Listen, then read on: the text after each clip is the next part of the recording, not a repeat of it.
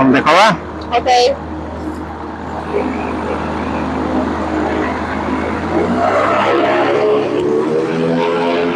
Esse microfone tá certo? Tá.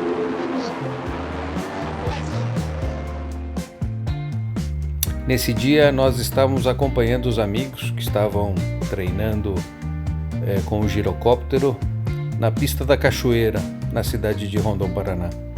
É uma pista agrícola, utilizado pela aviação agrícola para recarregar os seus aviões e fazer as pulverizações nas lavouras. É uma viagem curta, de aproximadamente 5 a 10 minutos no máximo, e decolamos e fomos até a pista do Barranco, na cidade de Rondon.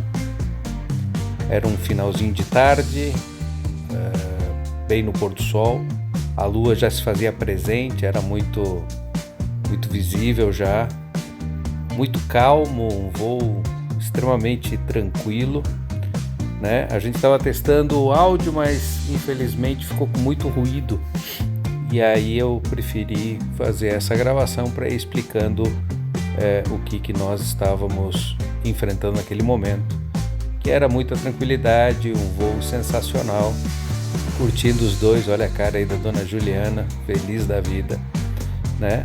Um pouquinho de frio, mas já estávamos voltando para o nosso hangar e logo depois a gente ia fazer um belíssimo jantar com os amigos.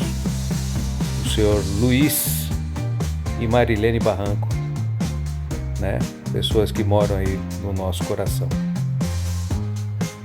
E é isso, as imagens estão aí, infelizmente o vídeo, tudo aquilo que a gente gostaria de estar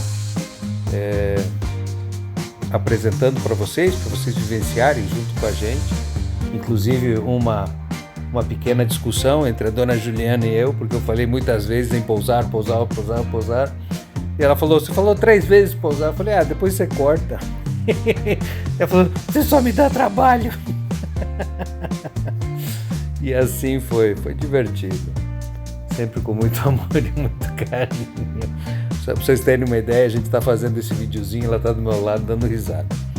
Então é muito bacana isso. Se vocês prestarem atenção, do lado direito da cabeceira tem um cemitério. Então se der algum problema, a gente já pula para dentro. Nós não, você. Eu te jogo. E tá aí tá um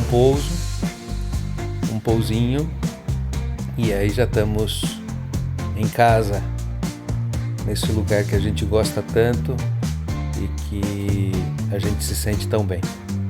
Isso aí. Tá bom, gente? Obrigado por ter acompanhado. Um forte abraço.